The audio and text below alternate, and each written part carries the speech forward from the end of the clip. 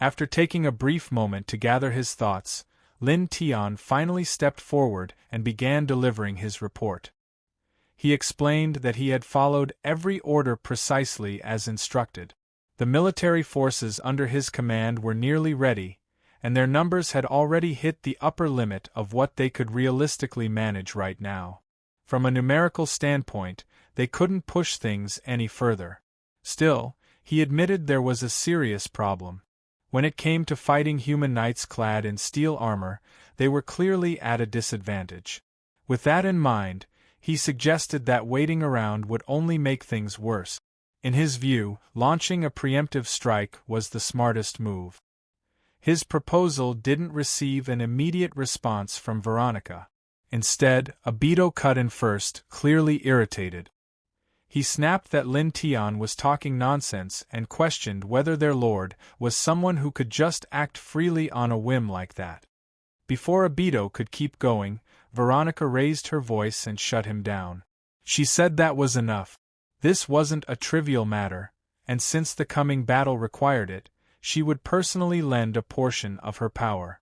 As she spoke, she lightly tapped her staff against the ground. In the blink of an eye, the scenery changed. The three of them were suddenly hovering high above the goblin tribe. Below them, the goblin army stretched out in a dense, restless mass. The noise alone was overwhelming, and the sheer number of bodies packed together was shocking. Even Lin Tian found himself caught off guard. He hadn't expected their population to explode to such an alarming size in only a few days. Veronica, however, barely reacted. Her gaze swept across the army once, calm and detached, before she casually remarked that it wasn't bad at all. She told Lin Tian he had done well, and added that if he managed to survive the upcoming major battle, she might consider allowing him to become her servant. On the surface, her words sounded almost generous. In reality, her attitude had nothing to do with respect. She simply saw Lin Tian as useful. Deep down, she felt nothing but intense disgust toward goblins. Lin Tian responded with a stiff smile, thanking her for the compliment as he lowered his head in a show of obedience. Yet behind that gesture, his expression was twisted with contempt. Internally, he bristled at the idea. Being told to serve her felt insulting. He cursed the thought, wondering how close he'd come to lashing out if she weren't just a walking pile of bones with terrifying power behind it. Veronica raised her staff once more and declared that this was exactly what they deserved. She announced that she would now strengthen the army. As she named the spell, Supreme Magic, Heterodox Summoning, the air itself seemed to react. A massive magic circle spread across the sky in an instant. Layer upon layer of multicolored light overlapped, releasing a wave of magical pressure so intense it felt suffocating. Violent winds tore through the air, howling like whispers from something demonic. From within the circle came eerie, distorted laughter, sharp and grating, reminiscent of cackling imps. Then something began to emerge. A jet-black heterodox creature slowly descended from the magic circle. Its massive body towered over 10 meters tall, completely covered in writhing tentacles that moved as if they had minds of their own.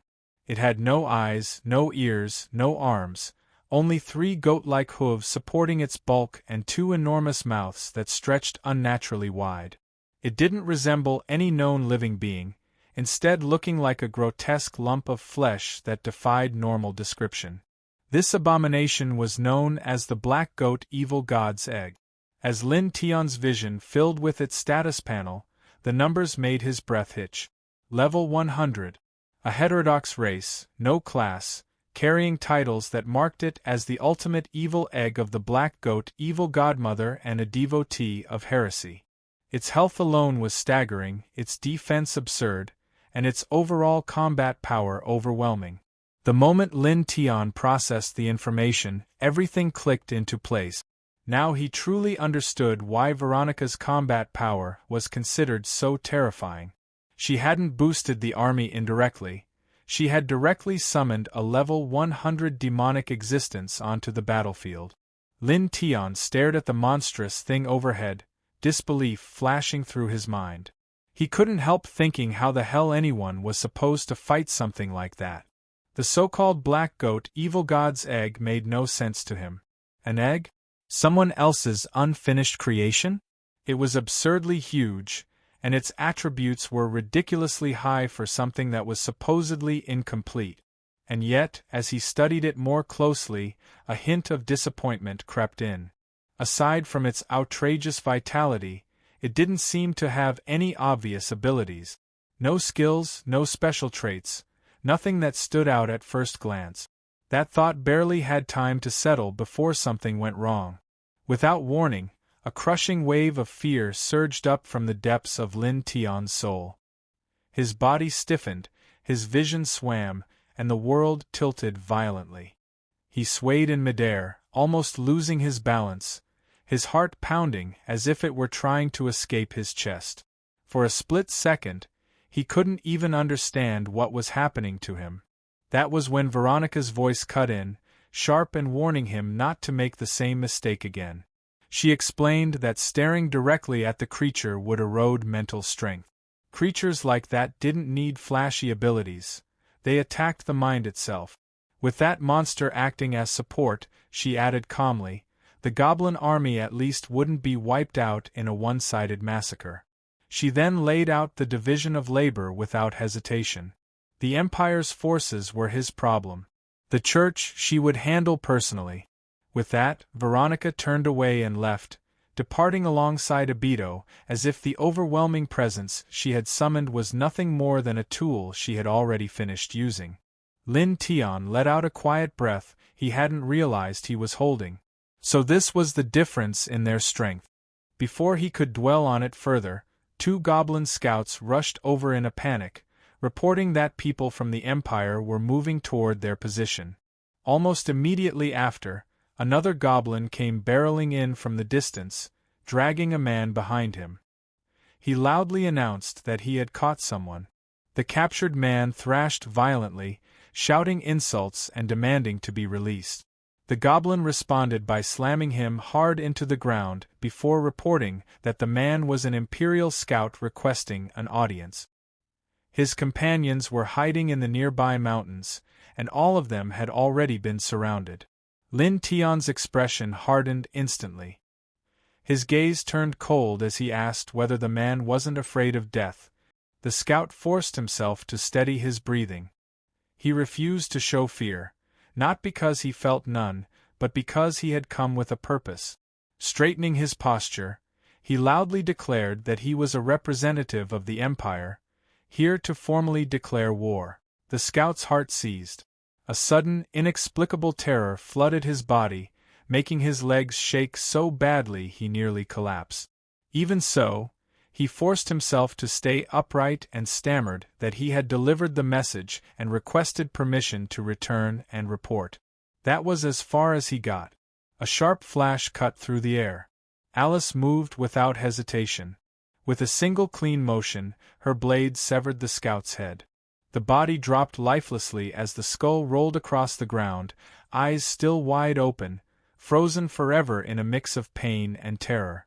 Alice glanced down at the severed head on the ground and spoke in a cold, almost distant tone. She said that, at last, he was free. In her view, both of them had been deceived by demons, and death was the end of that lie. Right after that, Lin Tian stepped forward and quietly asked if everything was ready. Alice nodded without hesitation, saying they could leave whenever he gave the order. Lin Tian then moved through the massive goblin army at an unhurried pace. The scale of the force was overwhelming.